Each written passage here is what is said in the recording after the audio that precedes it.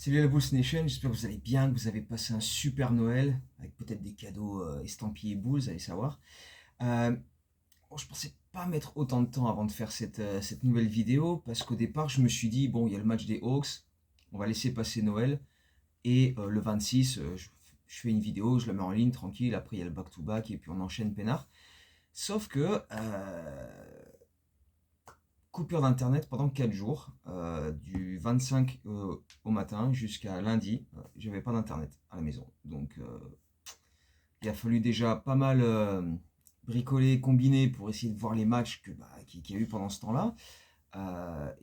Écrire les articles, poster un petit peu tout ça, faire le récap, l'article du lundi que je fais à chaque fois. Pour faire des vidéos, c'est un peu plus compliqué, il y a un peu plus de préparation, etc. Donc j'ai dû attendre de récupérer de l'internet.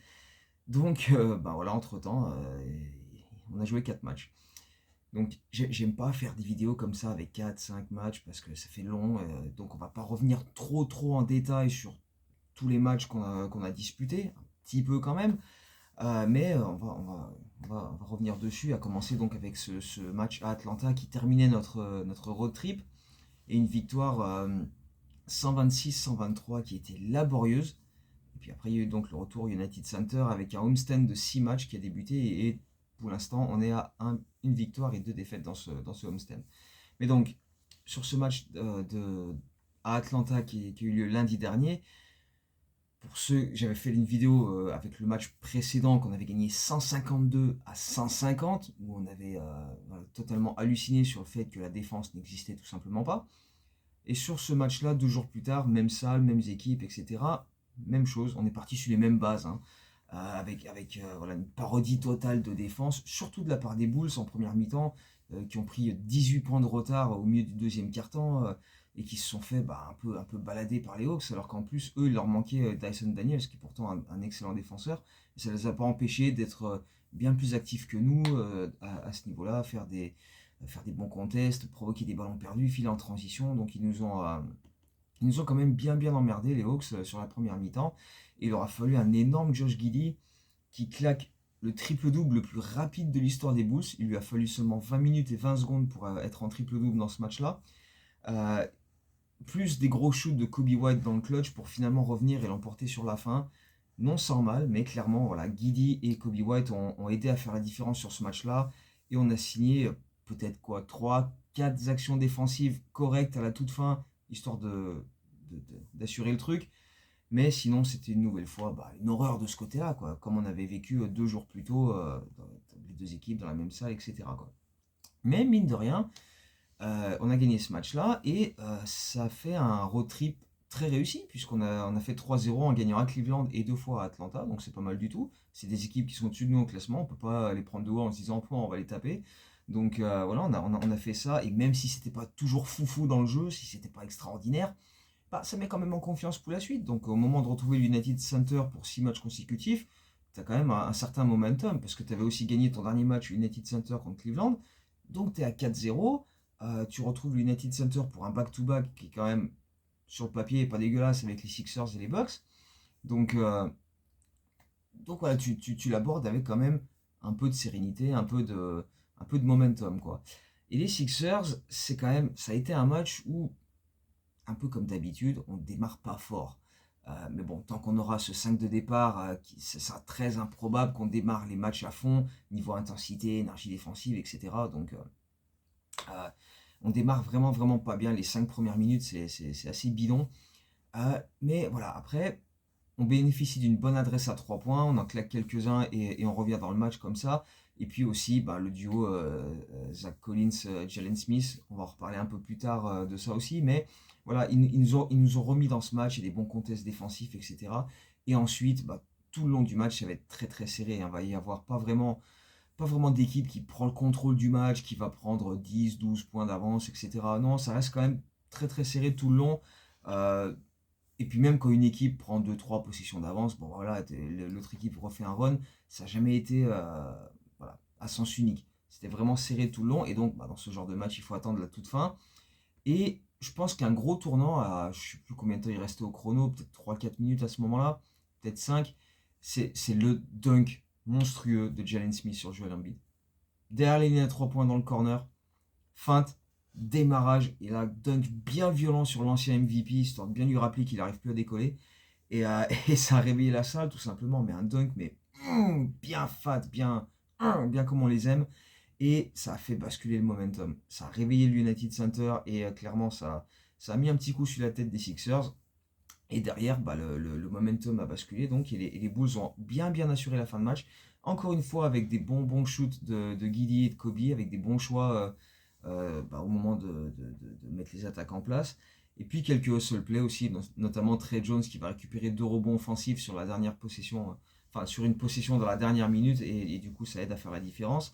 Et puis voilà, quand ton banc, donc voilà, t'as Kobe et Josh Giddey qui font des choses très intéressantes sur la fin de match en termes de gestion, en termes de, de, de décision balle en main, et ton banc apporte en plus 59 points à 22 sur 40 au shoot. Et donc te sort une nouvelle fois d'une situation qui était pas forcément bien partie au départ, mais voilà, il te relance et derrière ça te permet d'aller chercher ce succès qui donc est le 5e consécutif et il permet d'équilibrer ton bilan à 15-15. Et mine de rien, cette saison, donc on a débuté par 5-0. Après, on a perdu au Knicks, on a gagné, on a fait 5 défaites consécutives. Un peu plus tard, entre novembre et début décembre, on a fait 7 défaites consécutives. Et là, on fait 5 victoires consécutives. Les montagnes russes, le truc, c'est quand même c'est extraordinaire. Hein. Niveau, niveau régularité, on se pose là quand même. Hein. Mais bon, bref, on a gagné ce match contre les Sixers et c'était vraiment cool. Et le lendemain, face aux Bucks, on n'a pas réussi à enchaîner avec une équipe de Milwaukee qui aura su profiter de sa supériorité physique, hein, comme c'est un peu souvent le cas face à nous, mine de rien. Surtout avec le retour de Giannis pour ce match-là, qui a fait la différence, surtout dans le deuxième quart-temps, c'est lui qui a fait le show, avec ses drives en force comme il a l'habitude, il fonce dans le temps en mode bulldozer et on peut rien faire. Hein. Matas, bon, bah, il fait 3 fois moins, il est 3 fois moins épais que Giannis, donc il peut rien faire. Okoro, il a essayé, ça n'a pas franchement été couronné de succès. Patrick Williams, pareil. À la limite, Collins, un petit peu, tu vois, il a joué un peu physique, il a essayé de se mettre en opposition, etc. Et puis parfois Smith aussi, ou quand Collins et Smith étaient associés, ils ont essayé un peu de se mettre à deux sur lui, de le gêner un peu. Ça a été pas trop mal. Ça n'a pas tenu très longtemps, parce que bon, bah l'autre, voilà. Hein. Mais voilà, il y a eu des trucs comme ça qui étaient par-ci par-là. Pas la folie, mais voilà, on a essayé quelques trucs qui étaient pas mal. Euh, mais voilà, après, c'était un match où on a été dedans quasiment tout le long en fait. C'est un peu comme les Sixers la veille. Il n'y a pas eu d'énormes écarts, où il y a pas eu besoin de rattraper 18 points ou quoi, comme à Atlanta juste avant. Ça a été disputé un petit peu tout le long.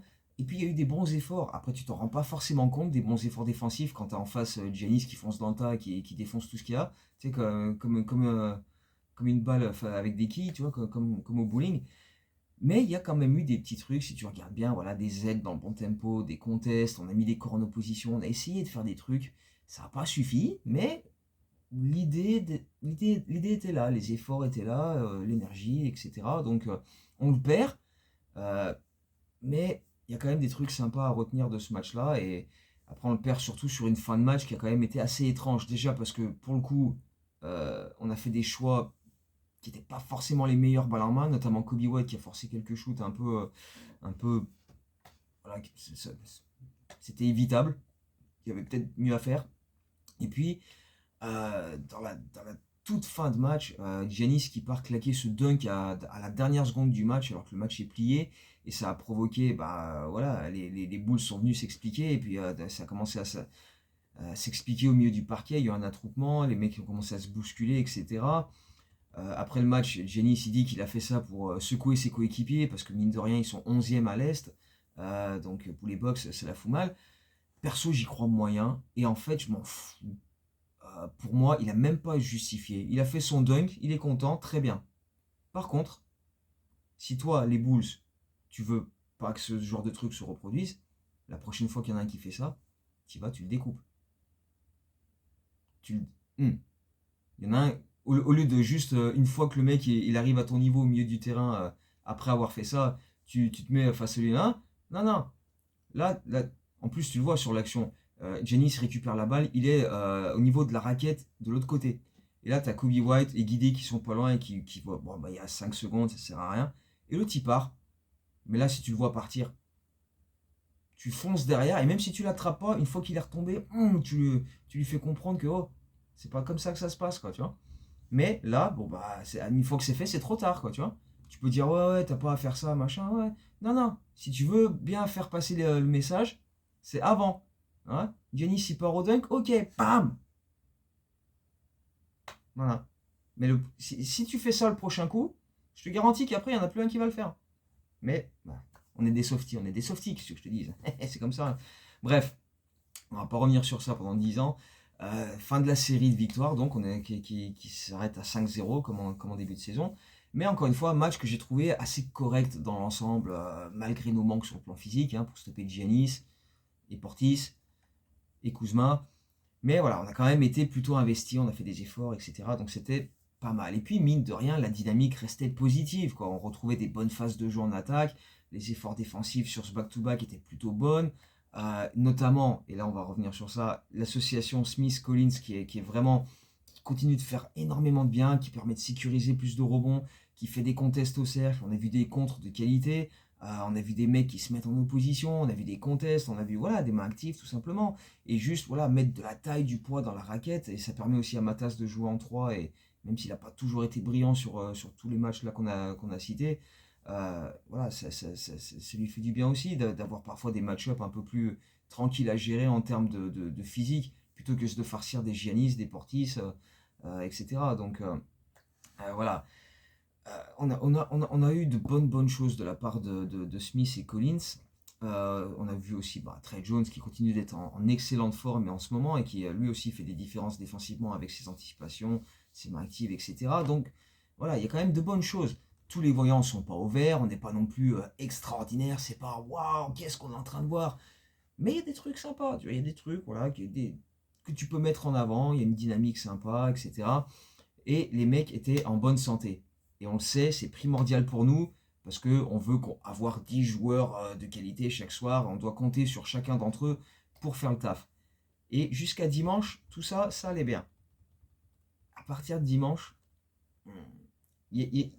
jusqu'à dimanche, il restait que Noah Sengue à l'infirmerie, donc pour la fin de saison. Hein. Euh, les autres, ils commençaient en plus à monter un peu en puissance. Tu voyais, voilà, comme on disait, Trey Jones depuis un petit moment, Ayodo Sunmu qui était encore gêné par ses pouces, mais petit à petit, ça allait mieux. Il prenait des shoots un peu mieux. Et puis bon, lui, c'est surtout voilà, les lay-ups en transition, c'est là qu'il est le plus fort pour mettre des points. Mais défensivement, tu le voyais plus impliqué aussi. Bref, euh, jusqu'à dimanche, ça allait bien. Et puis dimanche, on te dit, veille de match face à Minnesota, que Collins est déjà forfait pour ce match-là. Et parce qu'il a un souci à un orteil. Et bon, quand tu fais le gabarit de Zach Collins, c'est que tu mets beaucoup de poids sur ton orteil, bah forcément, c'est compliqué. Euh, et donc, on te dit ça le dimanche, ouais, il va louper le match de demain. Bon, ok, t'as pas plus de détails que ça, mais bon. Et juste avant le match, donc le lundi soir, à peu près 1 heure du coup d'envoi, Billy Donovan te dit, ouais, il va manquer toute la semaine. Sachant que cette semaine, on a un back-to-back qui arrive aussi là dans les prochains jours. Là, on rejoue ce soir contre les Pelicans. Donc tu dis, bon, ça fait déjà au moins 4 matchs qui sautent. Ok, ok. Mais ce qui est surtout emmerdant, c'est que pour moi, Collins c'était un des meilleurs joueurs sur les derniers matchs, quoi, tout simplement. Tous les lundis, je fais l'article que je poste sur Twitter, enfin que je poste sur le site et qu'ensuite je mets le lien sur Twitter. Le baromètre des Bulls où je les classe tous. Pour moi, Collins, il était au top. Il était en haut. Voilà. Il a fait des super matchs. Et, et, et le fait qu'il soit pas là sur ce match-là, bah déjà tu peux plus faire les line-up à deux intérieurs. Ou alors tu mets juste Butch et Smith, mais tu peux pas alterner, en faire rentrer un autre, etc. Et surtout contre Minnesota. Parce que bon, en face, t'as quand même Gobert, t'as quand même Randall, t'as quand même Reed. Donc voilà, c'est que eux ils sont sereins à ce niveau-là, niveau dureté du secteur intérieur. Et nous, avec l'absence de Collins, qui est peut-être le plus tough, le plus physique de nos trois intérieurs, tout de suite ça fait une diff, quoi. Je dis pas qu'on aurait gagné contre Minnesota, mais on aurait peut-être fait meilleure impression sur l'ensemble du match. Parce qu'après, la première mi-temps qu'on fait, elle est pas inintéressante, tu vois. Il y a des trucs sympas, on met une défense de zone bien en place dès le début, il y a des aides dans le bon tempo, c'est pas toujours dingo, mais il y a des bonnes séquences. Et notamment Jalen Smith, justement, qui a été énorme, qui a claqué des contres absolument dingos. Mais voilà, sans Collins, c'est compliqué d'avoir ça tout le long du match et de garder un certain niveau d'intensité. Mais bon, faire sans Zach Collins, c'est une chose. Mais quand derrière, tu perds Kobe White au bout de 6 ou 7 minutes dès le premier quart-temps, il file direct au vestiaire, et que au bout de 30 secondes dans le troisième quart-temps, Josh Giddey sort parce qu'il est touché derrière la cuisse, là par contre, ça devient mission impossible. Collins, Giddey et White qui sortent, là c'est mort, là t'as plus rien. Euh, on n'a plus été capable de rien du tout en deuxième mi-temps. On n'a pas créé quoi que ce soit de fluide en attaque. On a balancé des shoots un peu. Voilà, on a bazardé des trucs. On a pris des 3 points dans tous les sens. Et on s'est fait pulvériser physiquement par une équipe qui est de qualité hein, et qui sait quand et comment te faire mal. Et le run de Anthony Edwards dans le deuxième quart-temps en est la parfaite illustration. Mais voilà, la deuxième mi-temps, elle était à sens unique. Euh, on était mené 55-50 à la pause, mais derrière, ça a été la déferlante. On est passé à moins 10, moins 15, moins 20, moins 30, moins 40 dans la dernière minute. Et au final, on met 2 lay-up à la fin par Ayo Dosunmu et on le perd 136-101. Mais enfin, voilà, autant en première mi-temps, on a essayé de tenir comme on pouvait. Mais là, avec Giddey et Kobe qui n'étaient pas là dans la deuxième mi-temps, c'était. Il n'y a pas de photo, quoi. On s'est fait totalement défoncer, quoi. Et donc, c'est pas rassurant au moment d'affronter les Pelicans ce soir, qui nous ont déjà défoncé 2 fois cette saison. Et donc, voilà, on sait déjà que Collins ne sera pas là. Et puis, Kobe et Giddey non plus. Parce qu'on a eu des news hier, tard, enfin cette nuit, très tard. Parce que d'habitude, je parle en heure d'ici, vers 6h, 6h30, tu as les insiders qui te disent voilà, à l'entraînement, il y a eu ça, on a eu des nouvelles de machin, de trucs. Là, rien. 10h, rien. Minuit, un petit tweet de Casey Johnson, le meilleur insider des Bulls, qui te dit voilà, Kobe et Josh Giddey, c'est des fatigues musculaires.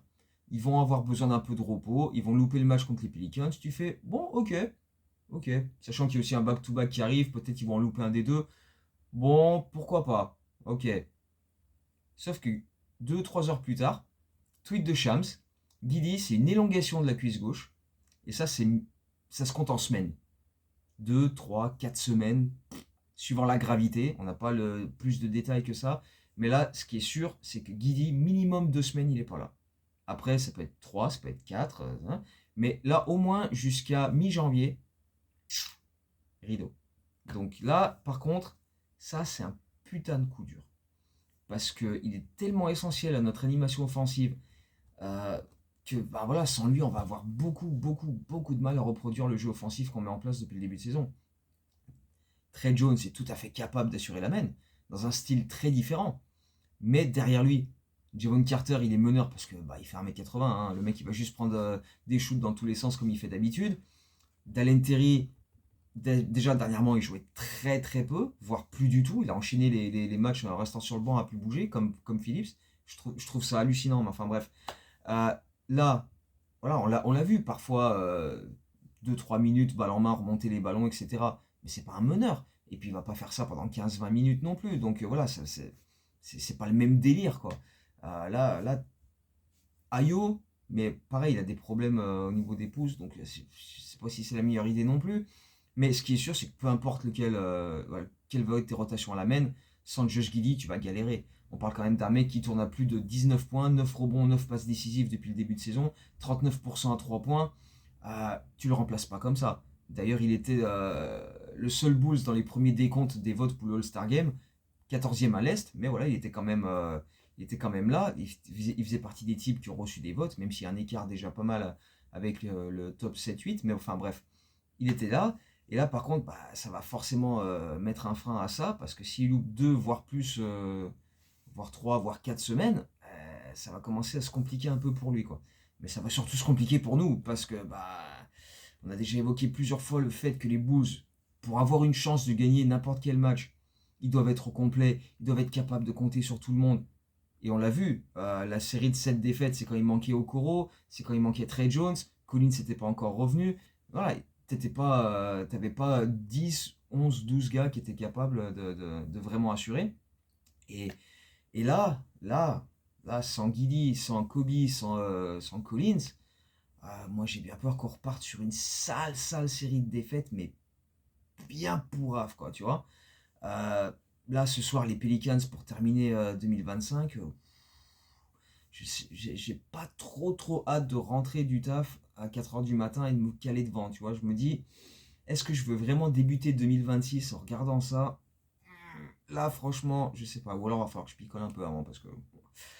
Et puis après, donc, le 2 février, 2 février, non, on n'en est pas encore là. Le 2 janvier, on a Orlando et le lendemain, on a Charlotte. Donc, les 3 matchs à domicile, mais probablement sans Kobe et clairement sans Guidi et Collins. Donc, je pars pas hyper serein.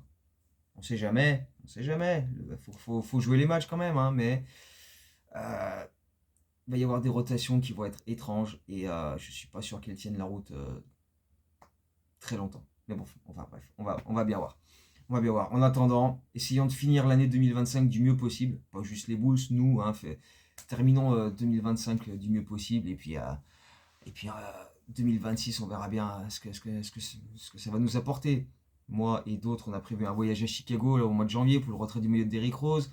On va essayer de vous ramener un max de vidéos et de trucs de ça. Et puis ça va être une manière assez fun de démarrer 2026. Mais bon, on n'en est pas encore là. J'espère que Guidé sera revenu d'ici là, ce serait quand même cool. Mais bon, on verra bien. En attendant, bonne année 2026 à vous tous. Continuez de suivre cette équipe, de suivre voilà, les vidéos que je fais, les articles que j'écris, de venir parler sur Twitter, etc., sur Instagram et tout, ça fait toujours plaisir.